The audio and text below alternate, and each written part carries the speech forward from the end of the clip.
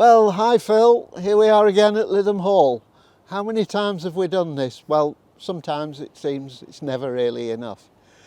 I just wonder, have you ever had one of those weeks where almost everything's gone wrong and you've been wondering, could it really get any worse? And then you wake up on a day like today and you look around and you think, could it ever get better? Wonderful, wonderful day, and I've something wonderful to show you in a moment. Every now and then there's something really interesting and exciting to talk about and to announce. And on behalf of Lytham Hall, I'd like to let you into a little bit of a secret that's no longer secret. Lytham Hall is going to host the national collections, that's the whole of the UK, the national collections of the giant redwoods. That's two particular species, the Sequoia sempervirens, often called the coastal redwood. They're the tallest tree in the world and come from the west coast of America. And also the giant redwood. This is the one you'll have seen where somebody's cut a hole through it and you can drive a car through. And that's the most dense and heaviest organism on Earth. There's a very sad side to this, and they're both critically endangered. They're on the red list. And they need a new home. They need somewhere where we can actually also have a reference collection of them and show people, botanists, plant collectors and the general public, we can show people just exactly what they look like and all the different types and varieties. I have a little friend here sitting next to me. This is a Sequoia giganteum. You might think it looks small, but I'll show you later just how small it was when it first started. And here, nearly 50 years ago, when I was a young man, I planted these. These redwoods are in fact at Myerscough College. And here is one, taken in the rain unfortunately, but you get the idea. That is 5 metres in circumference and about 20 metres or 66 feet tall after 49 years of growth. I feel quite pleased about that. But I'll tell you what, I feel even more pleased about the thought that Lytham Hall will be having all the different kinds, all the varieties, whether they're twisted shapes, whether they are blue-green, bright green, tall, slim, wide. And this is the sort of size that is ideal, although we will be putting some larger ones in. So the north of England, southern Scotland and parts of Wales are now the ideal environment. In California last year, for instance, we lost 14% in 1 year to those devastating forest fires. They can't keep up, they can't manage it. We're going to make sure that there is a Noah's Ark, if you like, based in the UK and focused here at Lytham Hall. And we're very proud of that. Okay, so these, you're going to find this hard to believe.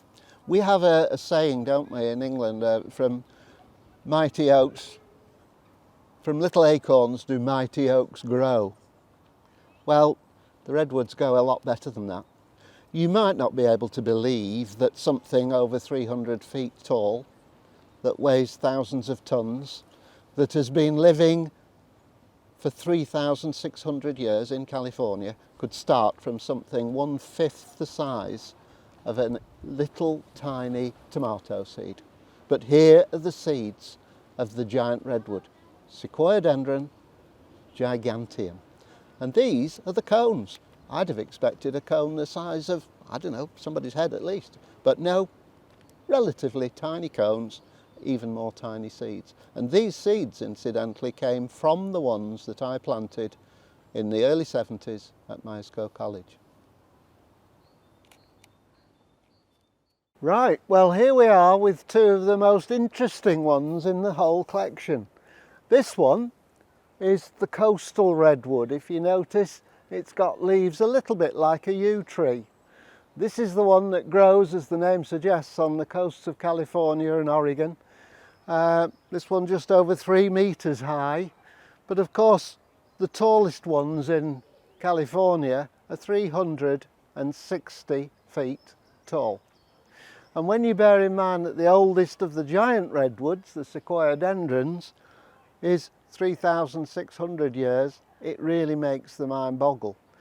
What really makes the mind boggle, of course, is that sometimes you get a rather unusual freak of nature.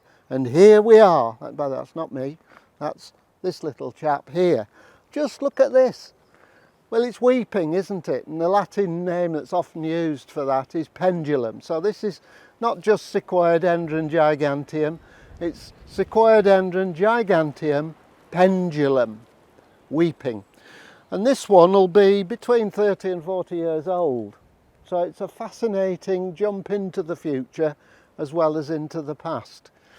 If we're going to have the national collection of both these two, we need to have all the different types so that people can come to Lytham Hall and say, I want to see pendulum, I want to see the one that's purple, I want to see the one that's grey or blue or very bright green or creeps on the ground, and I also want to see the standard proper ones that come straight out of California. Well, believe me, that's precisely what you're going to be seeing. One thing people do say to me is, how on earth at your age are you even thinking about starting the beginning of a collection that's mainly much smaller trees like the one we saw earlier? I don't care at all. It's in fact the most amazing honour of my life to start a collection from scratch, such as there has never been in the UK before. And what really makes it worthwhile, of course, is that it's happening at Lytham Hall. So please come. You'll see things slowly but surely during this next year or two being advertised. There's no hurry. Just remember, you heard it here at Lytham Hall first. Thank you very, very much. Well, Phil, there's one thing about Lytham Hall, we never stand still for very long. In fact, to be honest, we never stand still. I thought it might be worth it. We're walking past this and everybody's asking what's going on. Down this beautiful avenue here, where you look down at the hall, we're going to be planting hornbeams, and on the left hand side are the beginnings of the posts that are going to be holding those. On the right hand side, mirrored, there will be another 9 standard hornbeams which will be pleached. In other words, there will be a flat but elevated hedge. And it will look wonderful down here, especially when the twin herbaceous border goes in. So that's what's happening. Lots more to see in the next 3 or 4 weeks, and we'll come back to it. Well, we talked about, many a time we talk about giant redwoods, but this is a lovely little specimen here. You've seen the sort of size I've talked about them growing from in terms of seeds and small plants that are ideal to plant. This one has been in since 2015. It's one of 6 that we planted. This is the giant redwood, Sequoiadendron giganteum. We've also got the coastal redwood, which we'll see on another occasion. What's amazing is this grew 40 inches or a metre last year. Despite that drought, it grew a metre. We had to water it quite a bit, but this is now on its way. You can see the diameter at the bottom. It's going to be very much like these. And just before anybody comments on the idea that it isn't native, I'd just like to point out that a native tree is one that occurred after the last ice age. These little chaps were here before that. Oh yes, they were. And that makes me very happy because they're coming home.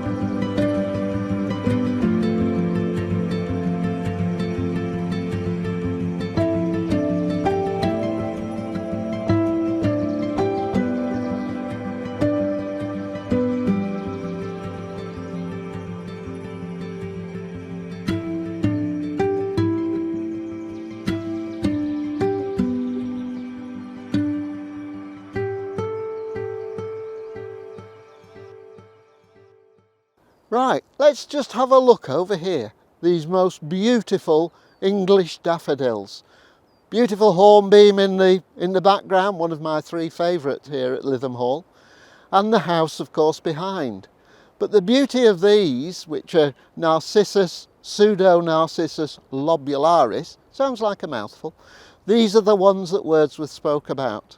The 10,000, the host of golden daffodils. We planted 20,000 here with the help of the Friends of Lytham Hall sponsoring them in the first place. This is a community planting. Hundreds of people actually agreed to back us with these, and they've actually adopted some.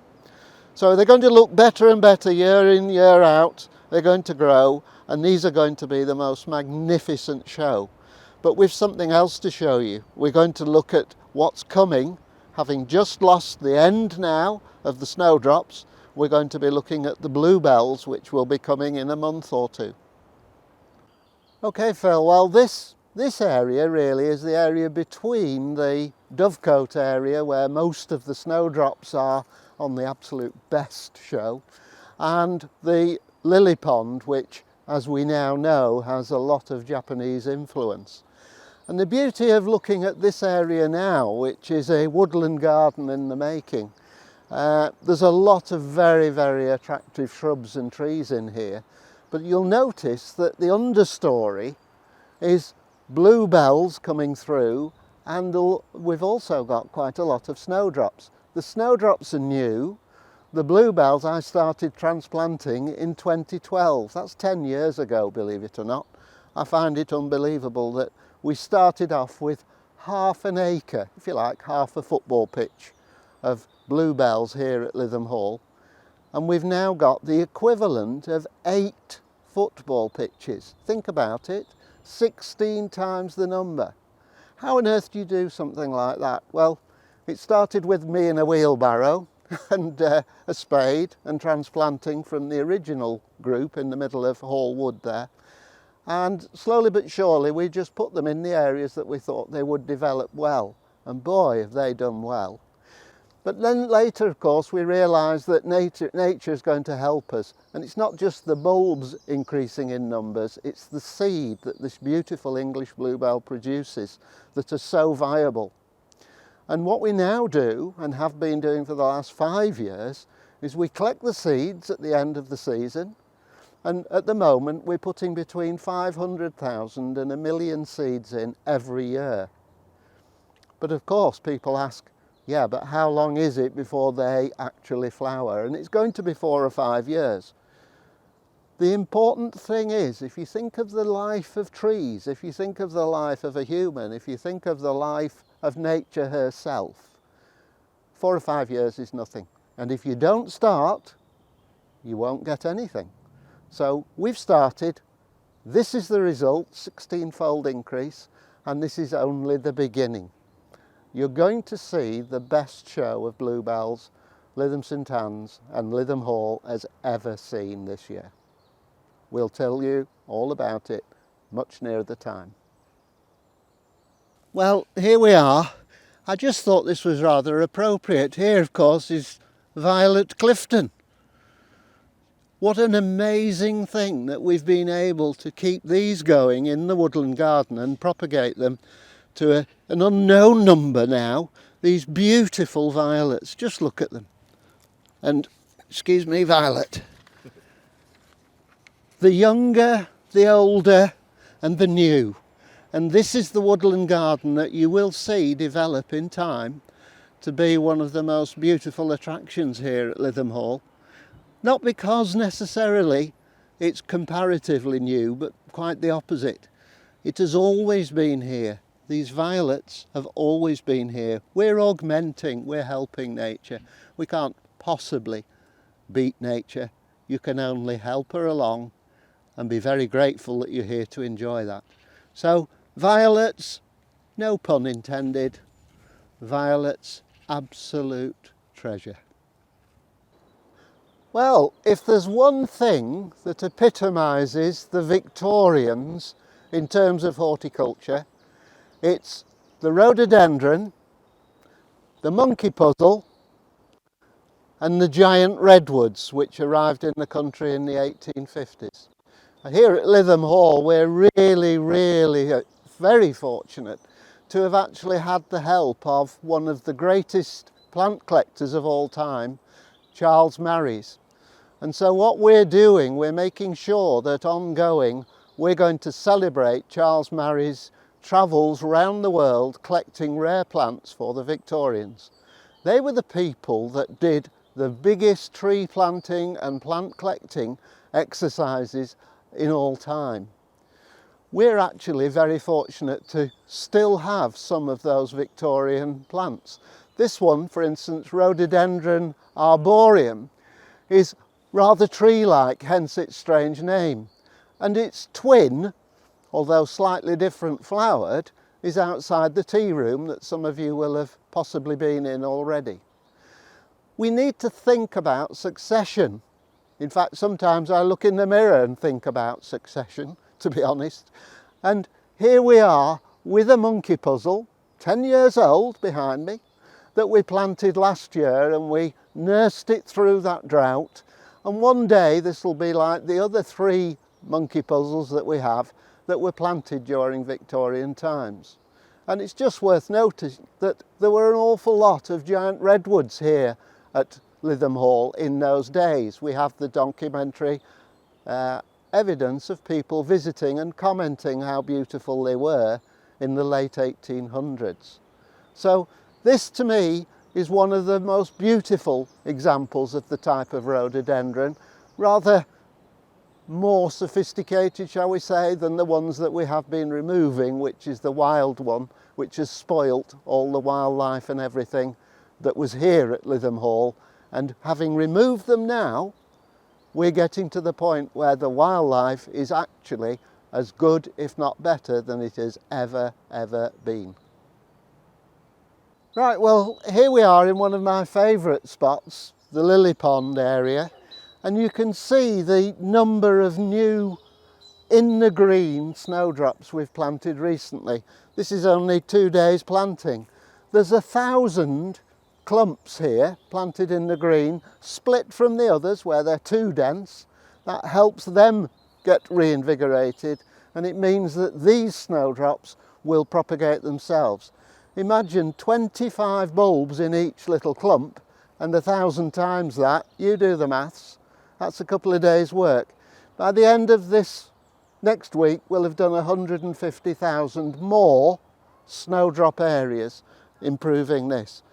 But let's just think about the backdrop, because garden design is about thinking ahead. It's about almost putting a picture that you can paint on the ground so that people can enjoy it.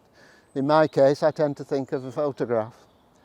Now, the lily pond itself is fabulous. Originally just a pond in the middle of the fields, but the modification that occurred in the late 1800s with the Victorians was wonderful for 2 reasons. First of all, they made this an ornamental area, and some of you will have seen the old boathouse. But more than that, it had a huge Japanese influence. The Japanese opened their borders, if you like, in the 1850s, and the whole of Europe went mad for getting that sort of thing. The Zen influence, the whole mystery of the Orient. And what we ended up with, of course, is we ended up with a huge era in the late 1800s when this was modified, another one even bigger in 1910 when the National Exhibition opened in London, and then, of course, because of the Great War, a huge resurgence shortly after that. This pond, although you can't see it from here that well, is actually in the shape of a fox's head. The fox, inari in Japanese, is in fact one of the most important of the mischievous gods. And we can do a program later on and a full video on the detail of this. All I would like to say is that across the water here, through some of the most beautiful trees that people have actually sponsored for us, including this gorgeous weeping cherry, we've got the whole of the Japanese maple glade across there. We've got Japanese birches. We've got very rare trees around the outside. And in time over this summer, you'll start to see us labelling these up as a botanic garden quality feature, and you will hopefully learn, and instead of perhaps asking me what's that tree, you'll be able to read what it is, and possibly even more importantly, to a personal point of view, you might be able to say, my initials are on that, I sponsored that, that makes me think of somebody. Right, well, we've seen elsewhere the 25,000 that were planted in a couple of days last week, and it's amazing, we transplanted those and it did them good by splitting the clumps up. That's what's called vegetative reproduction or vegetative propagation. So we split a group of say 100 up into 4, planted 3, put 1 back, that becomes rejuvenated. Mother Nature of course also has another method. Mother Nature also, although it grows more bulbs under the ground, in some snowdrop cases it produces seeds. Look at these huge fat pods full of seeds. But there's a problem. Those of you that like double snowdrops like this one here, you'll see that the centre part of the flower is much bigger. There's far more what look to be petals. Those are actually the sexual parts that have disappeared. There is no female reproductive parts there, so no seeds. Occasionally there'll be a bit of pollen from the male point of view. That'll go over and cross-pollinate, so something will set seed. Then you get a hybrid between those two, double and single. Problem there is you reduce slowly but surely all the number of these beautiful single ones. It's incredible when you start to look at 150 to 200 seeds per pod, and I can see here at least 100 pods. You can do the maths. A lot of those seeds will fall in here and produce little ones. What I'll tend to do is from time to time as they ripen, I'll come round, pick a few up, do that with them and put them in other places. That's what we did in the early stages. To be frank, Mother Nature's managing quite well. 2016, if you remember, we quoted, because BAE Systems did a big project for us, 9 million. They actually counted 18 million and I halved it because I thought no one would believe us. Now that was 2016, 6 years ago. I can absolutely assure you there'll be 4 or 5 times that number now. In fact, it might be better not to talk about how many million we've got. Let's just talk about how good they are and how good it is to be at Lytham Hall with the best snowdrop show in the world. See you next year, snowdrops. Well, as always, it's been an absolute honour to first of all work with Phil Downey, who is so patient and makes such a fabulous job of these videos. And it's also good to actually be here and be part of Lytham Hall. Having been here 10 years, it's very easy to forget sometimes just exactly where we started, and where I'm standing now, for instance, was an absolute overgrown rhododendron mess. It was a jungle. And look at it now, look at the work that very recently a lot of the volunteers have done in planting this beautiful new yew hedge. Again, as I've mentioned several times, if you don't plant now, it'll never be there. And this is going to look spectacular in years to come. That's basically what horticulture is about. It's about years to come. The history is a fascinating thing. I am a garden historian. I love particularly Japanese horticultural histories, but it is the future. And of course, as you all know, because you're coming in ever increasing numbers, Lytham Hall is the future as well. Whether it be the South Prospect, whether it be the parterre with the wonderful Diana, whether it's Rhododendron Arboreum and the new Georgian Hall finished in 1764. The spectacular place called Lytham Hall just gets better and better. Thank you very much.